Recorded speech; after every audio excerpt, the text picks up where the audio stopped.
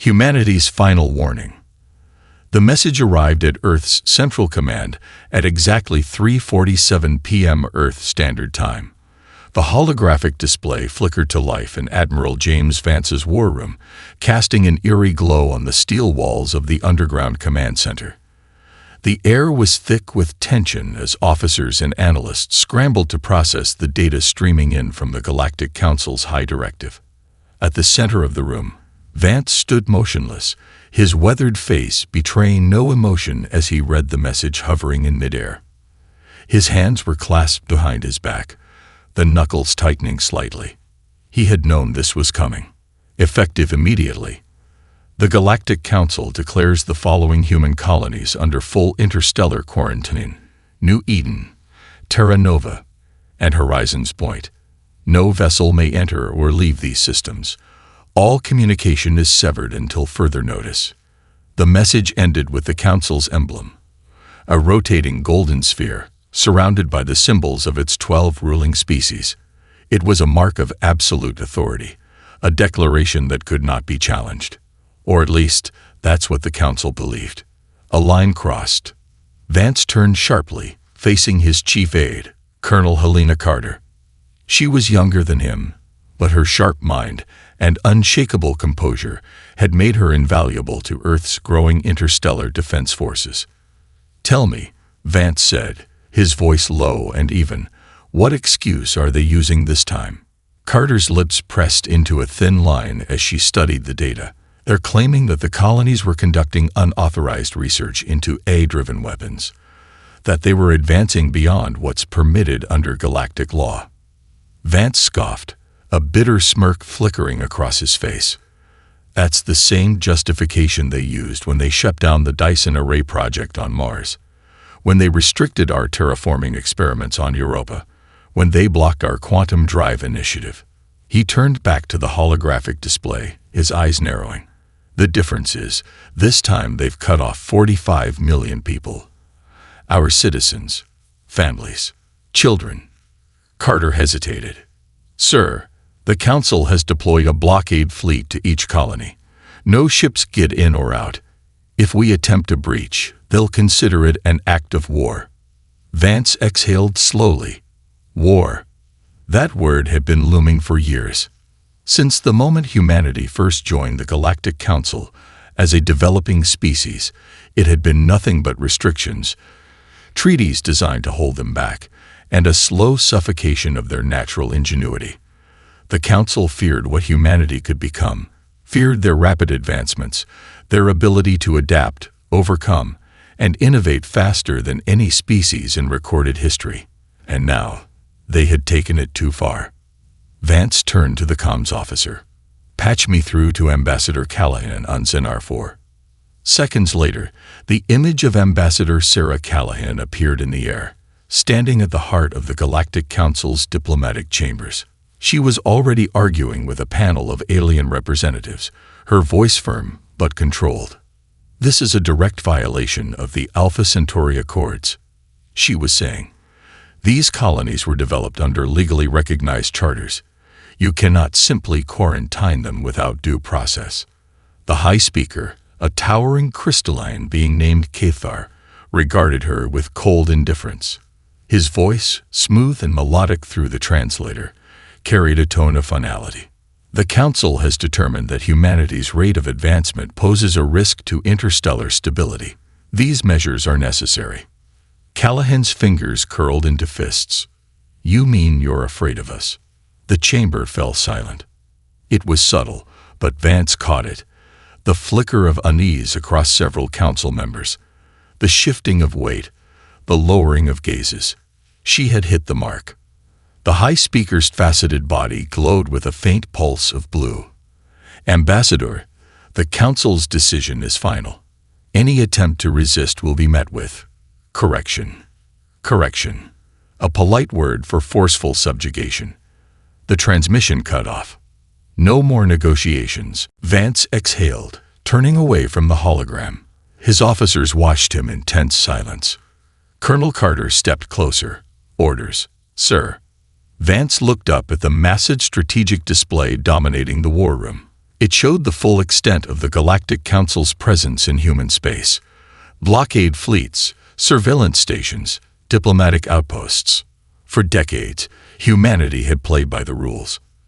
They had negotiated, compromised, and restrained themselves, and the Council had taken it as weakness. That ended now. Vance turned back to his officers, his voice calm, but absolute. Send the Omega Protocol to all Black Site facilities. Initiate Phase 1. Murmurs spread through the room. Carter's eyes widened slightly, but she didn't question it. Across the table, Admiral Julian Kane, commander of the Terran Defense Fleet, leaned forward. Are we sure about this? Vance met his gaze. They think they've been watching us. Julian, they have no idea we've been watching them right back. Silence. Then Kane grinned. I'll notify the fleet. The Shadow Fleet awakens. Deep beneath the red sands of Mars, a facility that did not exist came to life. Engines rumbled. Shields powered on. Weapon systems calibrated. The Phoenix-class dreadnoughts, Earth's greatest secret, built in the void beyond Neptune, far from the Council's prying eyes. Activated for the first time. And in the asteroid belt, once thought to be nothing more than scattered mining operations, weapons platforms disguised as cargo freighters powered up, their hidden payloads locking onto Council monitoring stations. They had been waiting 20 years for this day, the moment when humanity stopped asking for permission. The message to the galaxy. At exactly 2100 hours, the Galactic Council received a single transmission. No encryption, no formal declaration. Just 8 simple words. Humanity no longer recognizes the authority of the Council.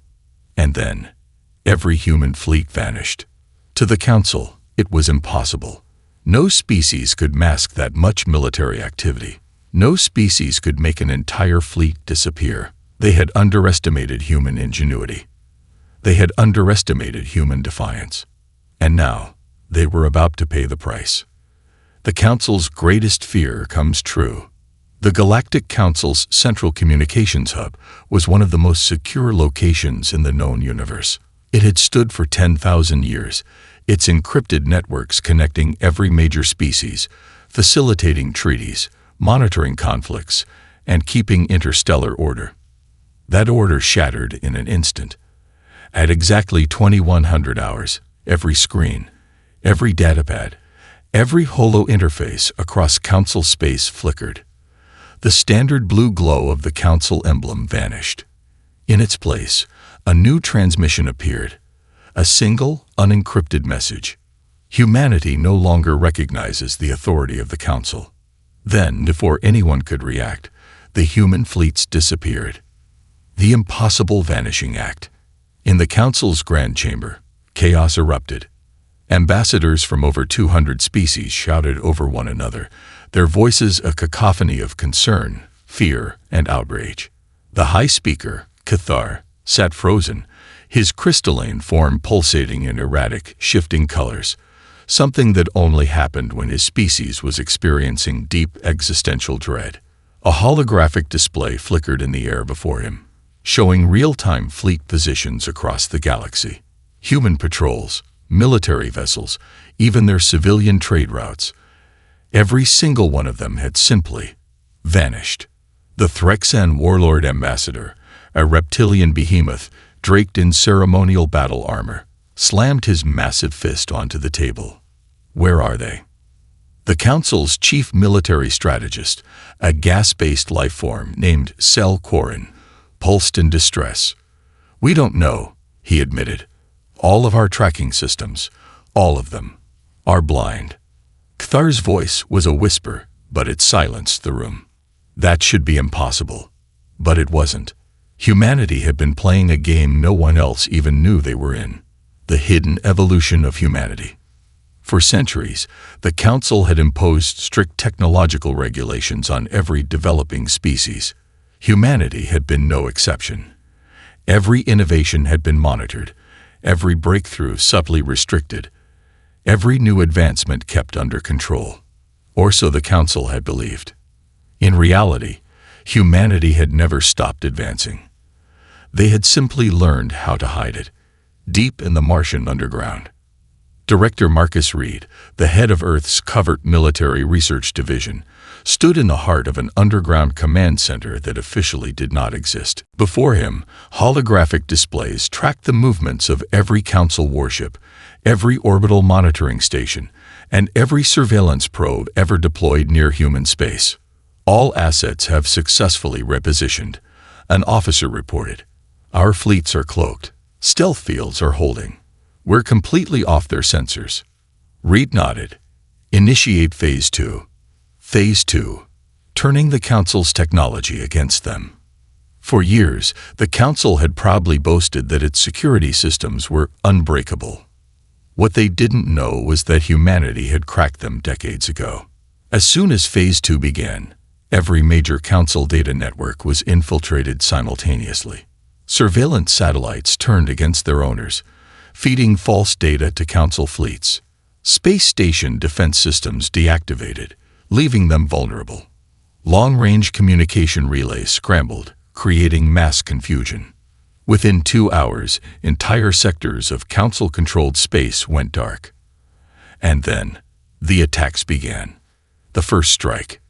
It started with a single Council listening post, positioned at the edge of human space. For 50 years, it had monitored every human transmission, reporting back to the Council with detailed intelligence. Now, that station was the first to fall. Without warning, 6 human warships decloaked, their sleek, jet-black hulls reflecting no light, their weapon systems unlike anything the Council had ever seen. Aboard the station, the Council officers barely had time to react before their entire defensive grid collapsed. "We're under attack," one of them screamed, frantically tapping at an unresponsive console. "Why aren't the shields activating?" The answer came in the form of a voice broadcasted across all channels. "Your shields were designed to stop energy-based attacks. We adapted." The station's commanding officer, a 6-eyed Verishi, hissed in fear. "Humans, what do you want?" The reply was chillingly simple. "You were watching us. Now we're watching you." Moments later, the station's core imploded, its databanks wiped, its structure reduced to drifting debris. The next attack came 5 minutes later. Then another. And another. Within 12 hours, 16 Council surveillance outposts had been wiped out. Not a single human casualty. Not a single Council distress signal reached its destination. Humanity was dismantling the Council's intelligence network piece by piece, and the galaxy had no idea how to stop it. Desperate measures in the Council chamber. The High Speaker stood before the gathered representatives, his crystalline body dimmed with anxiety. "We must mobilize all fleets," he declared. "Humanity must be contained, immediately." But the representatives were no longer unified. A delegation from the Arcadian Republic, one of the younger species in the Council, stood up. "We withdraw from the Council," their ambassador announced. A murmur spread through the chamber. Then another delegate stood, and another. Within minutes, 1/3 of the Council had abandoned their seats. Humanity hadn't just started a war. They had started a revolution. The message that changed everything. As the Council scrambled to regain control, a new transmission flooded every broadcast frequency in the galaxy. It wasn't encrypted. It wasn't hidden. It was meant for everyone to hear.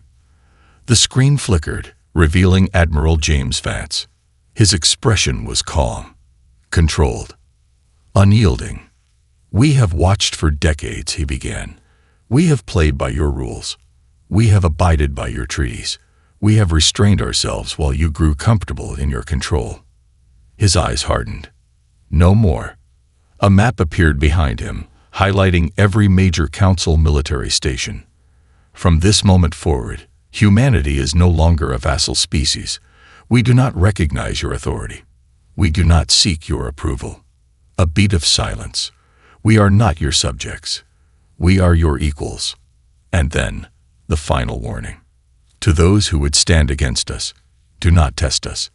Because we have spent the last century preparing for this moment, and we are ready. The transmission ended. The galaxy would never be the same again. The war humanity was born to win. The Galactic Council's grand illusion of control shattered within days. For centuries, they had ruled the stars with the quiet certainty that they were the architects of civilization, that their laws, their treaties, their technological superiority ensured order, that younger species, humanity included, would forever remain beneath them. Now, for the first time in 10,000 years, they were afraid, because humanity had disappeared. Their fleets, their stations, their colonies, all gone from the Council's sensors, and in their place, only a message. We are watching. A galaxy in chaos. The disappearance of every human vessel sent shockwaves through the interstellar community. Merchants who once relied on human-built ships for trade found their fleets stranded in deep space. Allies who had quietly benefited from human technology panicked, fearing their supply chains would collapse. Even those who had never interacted with Earth before were uneasy, because something was different. Humanity had done the impossible.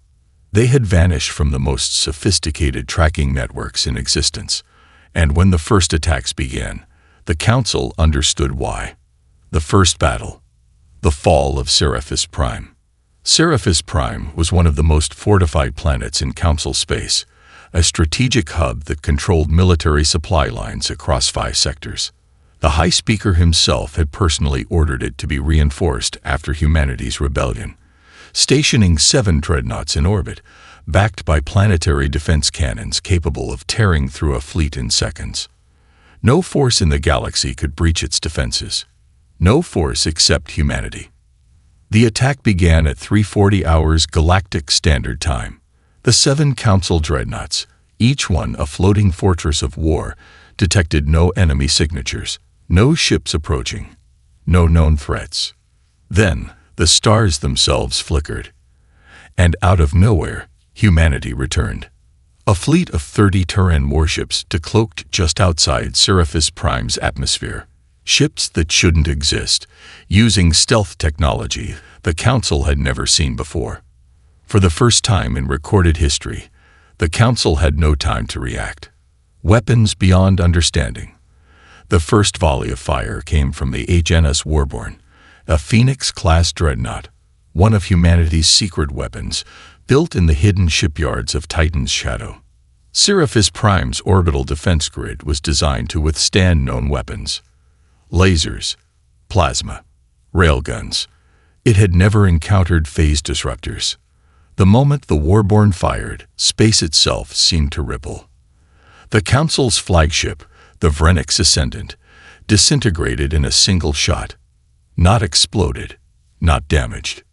Disintegrated, turned into a scattering of atoms before its crew even had a chance to scream. And that was just the beginning. Planetary invasion.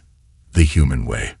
On the surface of Seraphis Prime, General Kaler Threx of the Council Legions stood in his command bunker, staring in horror at the holofeed of his fleet being annihilated in real time. He was Threxen, a reptilian species bred for war. He had fought 37 campaigns across the stars. He had never feared battle. Until now. Because what happened next was not a battle. It was a lesson. A demonstration of what happened when humanity was no longer restrained.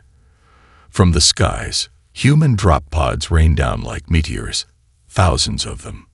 But they weren't standard drop pods. Each one vanished mid-fall, blinking out of existence before reappearing directly inside enemy facilities. Teleportation. Impossible. And yet, here they were. General Threx barely had time to react before his command bunker's blast doors melted open, and a squad of human soldiers stepped through. Not just any soldiers. The Revenants. The Revenants, humanity's greatest weapon. The Council had never encountered Revenants before. Not because they were new. Because they had never needed to be used. Until now. Clad in black, form-fitting armor lined with adaptive nanites, each Revenant moved faster than any soldier should. Their weapons fired without sound, sending invisible rounds that pierced shields like paper. Threx barely had time to reach for his weapon before the squad leader, a tall, broad-shouldered human with glowing blue eyes, stepped forward. "You were given a warning," the soldier said. His voice was calm, controlled. Threx bared his fangs.